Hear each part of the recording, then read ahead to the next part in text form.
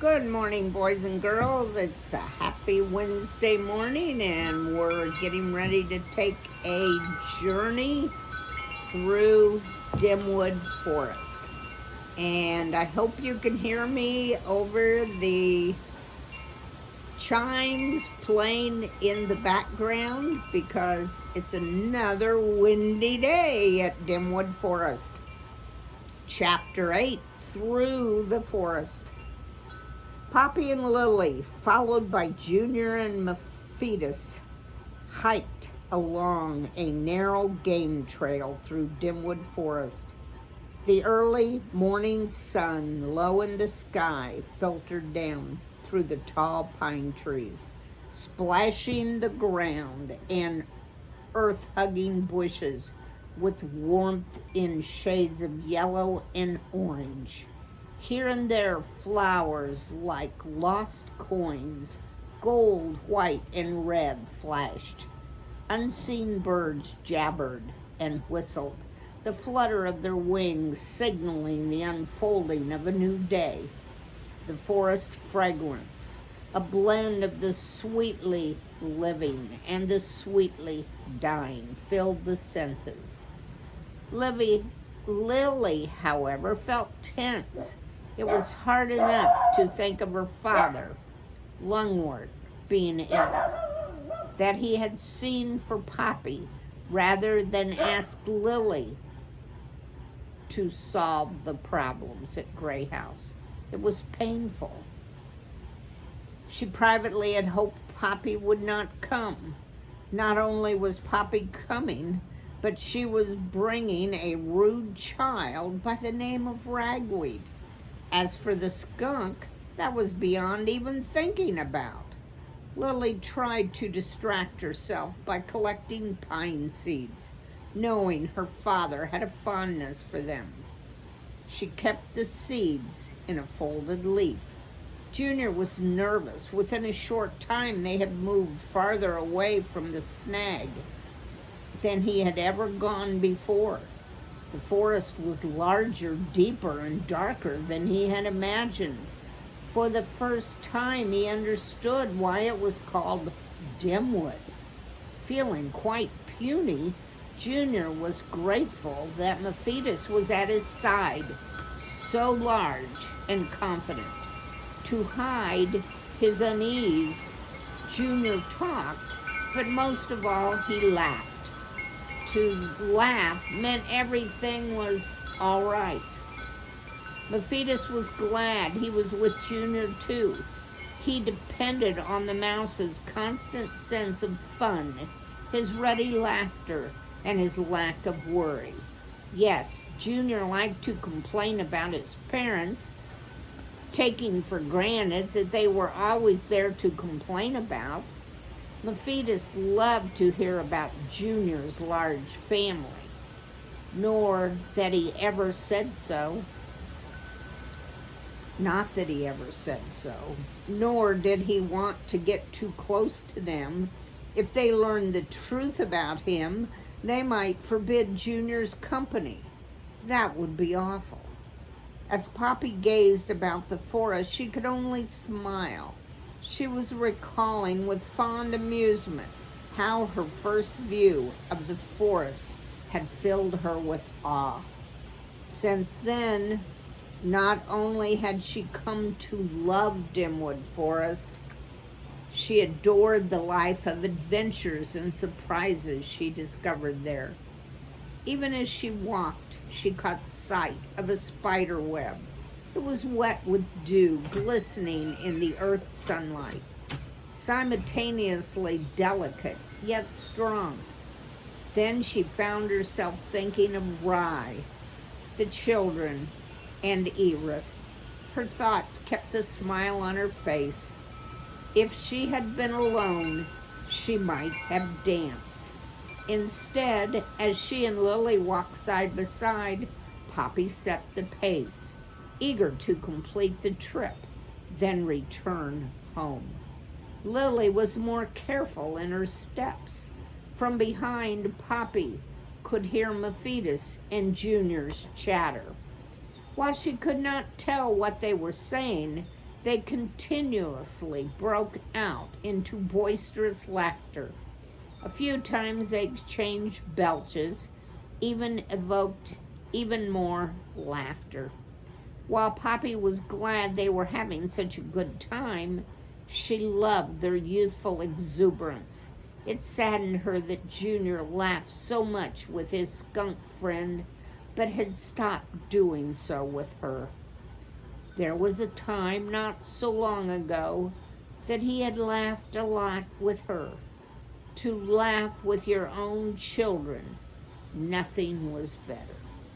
I must confess, Lily said to Poppy, breaking into her thoughts, as delightful as was my brief visit to Dimwood Forest, I'm glad to be going home. I'm sure you're pleased to be going home too, at last. I've come to think of the snag as my home, said Poppy. Goodness, said her sister. That old dead tree, Poppy, it doesn't even have branches. You surprise me. I thought you had more style. Poppy thought for a minute before saying, Lily, it's where my family lives. Oh, I know, said Lily with a light laugh. And I suppose you probably do need to live there. Still, I believe there's nothing like one's old home, old family. Don't misunderstand me, Poppy. Rye seems devoted to you. I'm sure he's a good husband. I found him very pleasant, very accommodating. But then, after all, he is, well, a golden mouse. I'm sure it will be so nice for you to be among what's most familiar and comfortable, your own kind, the dear mice with whom you grew up. That has to be, well, restful. I'm sure you can stay as long as you like. Mama is so looking forward to your visit. No need to hurry back. Rye seems quite confident. Poppy, trying to decide if Lily was trying to be funny, stole a glance at her sister. In the end, she realized Lily was simply saying what she believed. Poppy decided it would be best if she changed the subject. Why are you collecting those seeds? She asked. For Papa. He finds them soothing, and I like doing things for him. How long? Asked Poppy, when that topic went nowhere. And did it take you to get from Gray House to my place? Most of a day, said Lily. But once you get across Glitter Creek, it's nothing. Was the water up? Poppy asked. Mention of the creek reminded her how she first had crossed it a long time ago. Short rock-to-rock leaps, during which she had slipped into the water and almost drowned. I took the bridge, said Lily, now that the dreadful owl. What was his name? Do you mean Mr. Oacax? Right, Oacax. Now that he has left the neighborhood, getting about is so much easier. But Poppy, Lily went on, I should warn you, you'll find Lungwort changed. How so? He's not very strong. He spends a lot of time in that old boot of his, sleeping. Not that he wants to give up his authority as the head of the family. You know, Lungwort, change is the enemy. So he does complain a lot and is easily agitated. He always was agitated, said Poppy. I suppose, said Lily, and it's that which makes me offer a suggestion. What is it? It's about the skunk, Junior's friend. What's his name? Mephitis. Yes, something odd. While I will admit, I wish he wasn't coming along with us. I trust he doesn't have to actually, well, actually come into Grey House. It would be distressing to Papa, surely, and everyone else. Skunks, well, smell. And have you noticed he belches a lot? Poppy stopped walking and faced her sister squarely, pink nose to pink nose. Lily, she said, you may be my sister, but you are a snob. Lily laughed lightly. Now, Poppy, someone has to keep up the old standards. I'm afraid you and I have different standards. Upset, Poppy let her sister move ahead and waited until Junior and Mephitis caught up with her. As soon as the youngsters saw that Poppy was waiting for them, they became quiet. How are you getting along? She asked them. That's a stupid question, asked Junior. Poppy, ignoring Junior's remarks, said, Mephitis, have you traveled much? Nope. He avoided looking at her. It was nice of your parents to allow you to come along. I know Junior appreciates it. Yeah, I should like to meet them someday. The skunk lifted his tail and waved it, but didn't reply. Have you any brothers or sisters? Guess so. Only guess? Haven't seen them in a while. Why is that? Mama, cried Junior, do you have to be so nosy all the time? Junior, said Poppy, I'm just trying to get to know your friend a little better. That's okay, said Mephitis to Junior.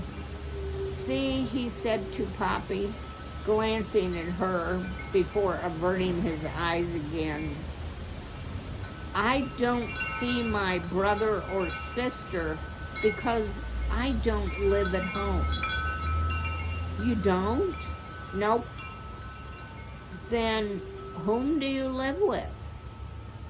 The skunk shrugged. I'm on my own. Poppy stopped.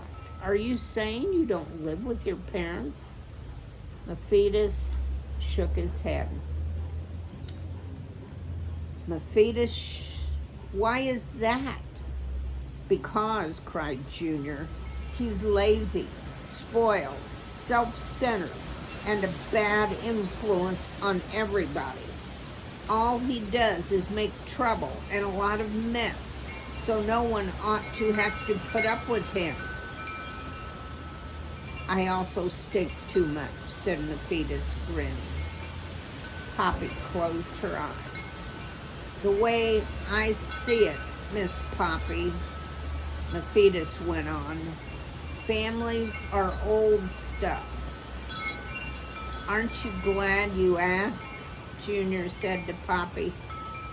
Mephitis, it seems to me, Poppy began to say, only to decide such talk was useless. Instead, she turned away and walked alone, her good mood completely gone. Chapter 9, Something Ahead. It was Lily walking in the lead who was the first to realize that something unusual lay ahead. When Poppy caught up to her, she had stopped walking and was standing tall on her hind legs, her whiskers twitching as she sniffed. What's the matter? Said Poppy. Shh, Lily whispered. Ahead of us. I don't know what it is, but it's not right. What is it? Listen. Poppy did so, her pink tail stiff with tension, her large ears shifted forward. What she heard was the sound of bushes being tossed and broken. A musky smell filled the earth. "What do you think it is?" said Lily. "I have no idea," said Poppy. "We need to go a different way," said Lily, backing up. "Don't you think we should see what it is first?" said Poppy.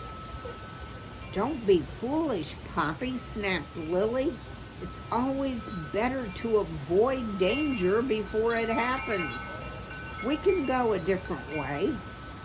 "But isn't this the most direct trail?" asked Poppy. Even as they debated, Junior and Mephitis caught up with them. "What's happening?" said Junior. "What are you two arguing about?" "Shh," Lily said. "There's something ahead." "You mean the trees?" said Junior. Mephitis, turning to Junior, laughed and said, "No, the bushes." "Whooping big fat deal," said Junior with a grin. "Very whooping big fat deal," said the skunk. He lifted a paw. Junior slapped it. That brought more laughter.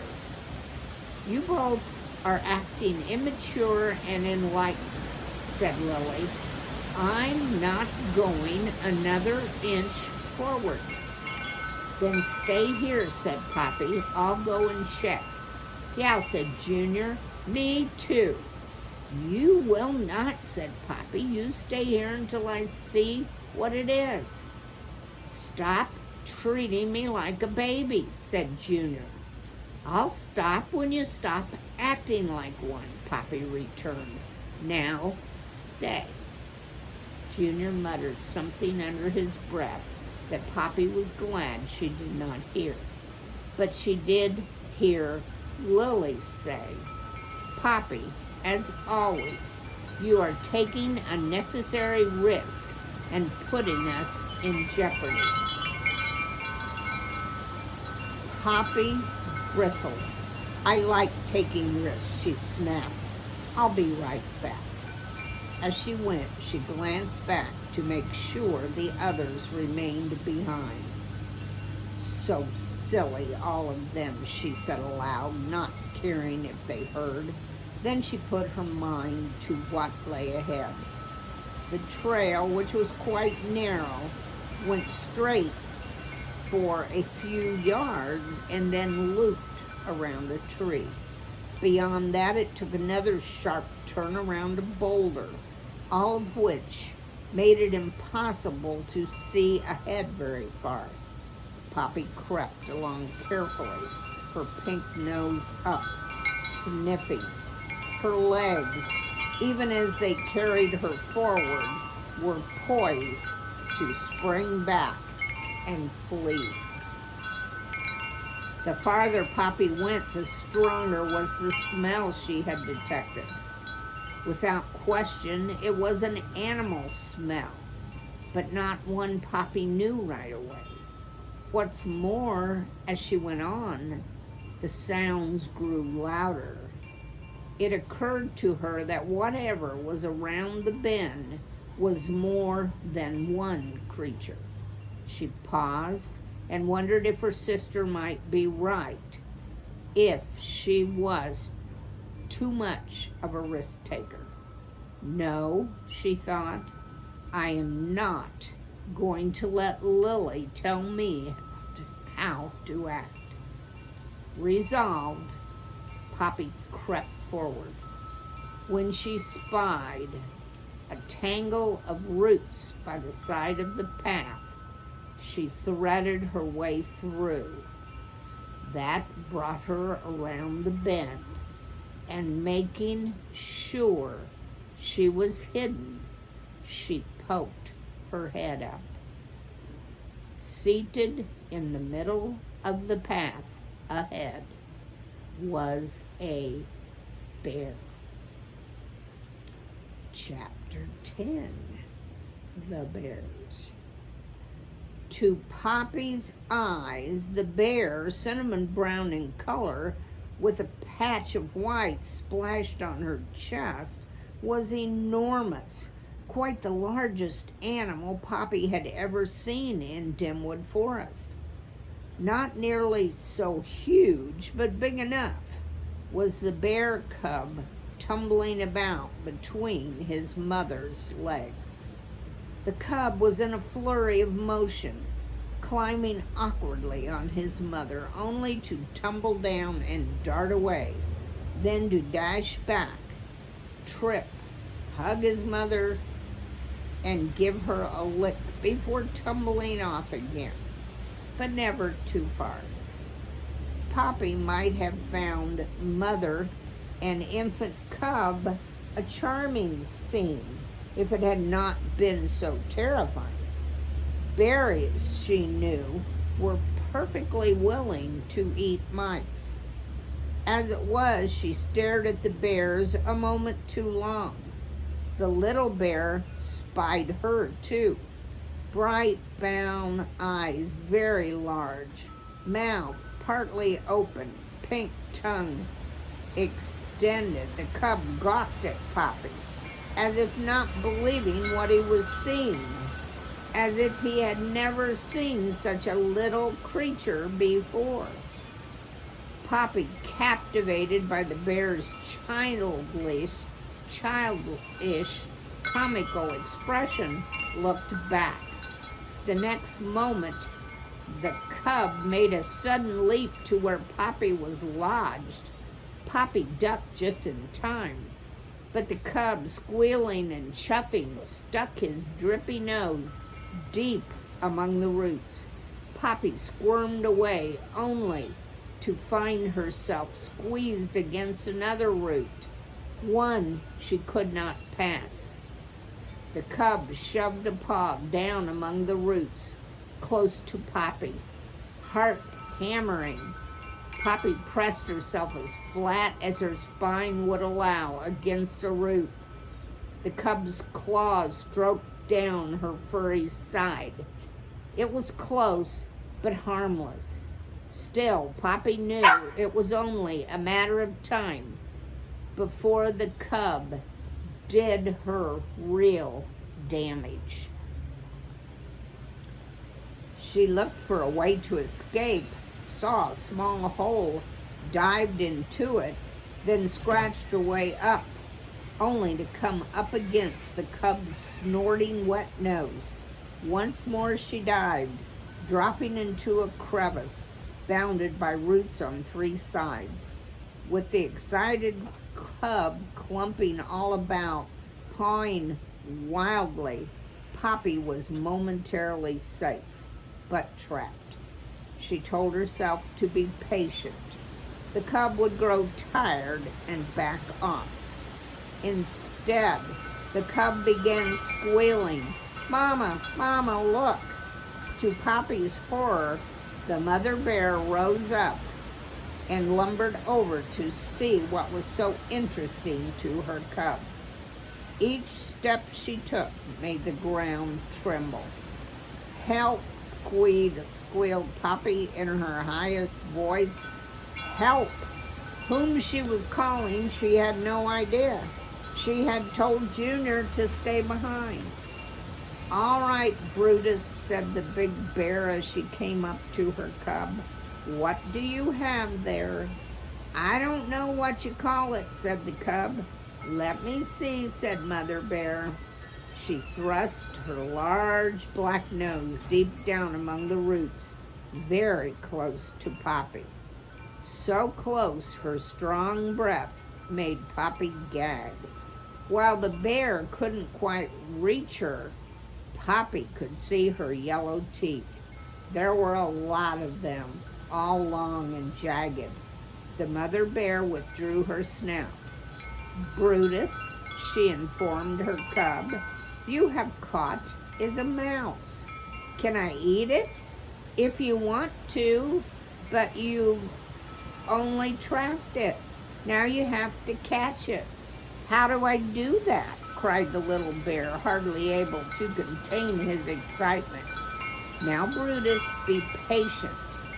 That bitty thing isn't going anywhere. So just keep clawing and scratching. You'll get it soon enough. If it tries to run off, just slap it with your paw. That will kill it, but you still can eat it. Can you show me how, Mama? Of course I can. What you do is, oh my, what do we have here? She turned about. So did the cub.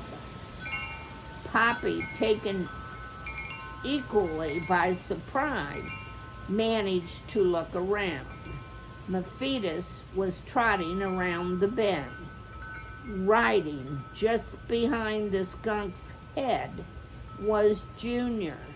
The young mouse called, "Hey, Mama, where are you?" "Is that mouse calling you Mama?" the cub asked. "No, Brutus, honey. I'm not the mouse's mother. Now come here with me." "Why?" said the cub. "Why can't I play with that large one, too?" He bounded towards Mephitis. "Brutus," cried the mother bear, "don't." It was too late. As Brutus tumbled towards Mephitis, the skunk swiveled around, stood up on his forepaws, aimed his backside, and sprayed a double cloud of stink. The cub took it right in the face. "Yipes!" he screeched. Trying to reverse his forward rush, the cub thrust out his paws and skittered to much a sudden halt that he tumbled forward, did a somersault, and landed flat on his back. "Mama," he screamed, "Mama, it stinks, it stinks." The mother bear rushed forward, only to be met by a second smelly squirt from Mephitis. With a roar, the bear smacked the skunk to one side, sending Junior flying in a different direction. Without pause, she scooped up the squealing cub and went crashing through the woods as fast as she could go. Poppy, even as the rank cloud of skunk stink descended on her, jumped from out of the roots, calling, "Junior, where are you? Are you hurt?" And there's little Mephitis squirting his stink. And that's where we're going to stop today. I have a connection.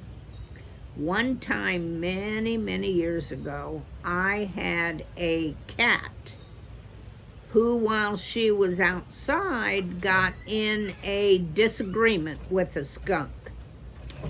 And I remember exactly what that cat smelled like when we got her inside. And so she immediately needed a bath, which this cat did not like baths. So as we were trying to bathe her, she was scratching and clawing and stinking, and it was just not a pretty thing. So I know why the bears took off. So you have a good evening, and we'll see what happens tomorrow. Bye.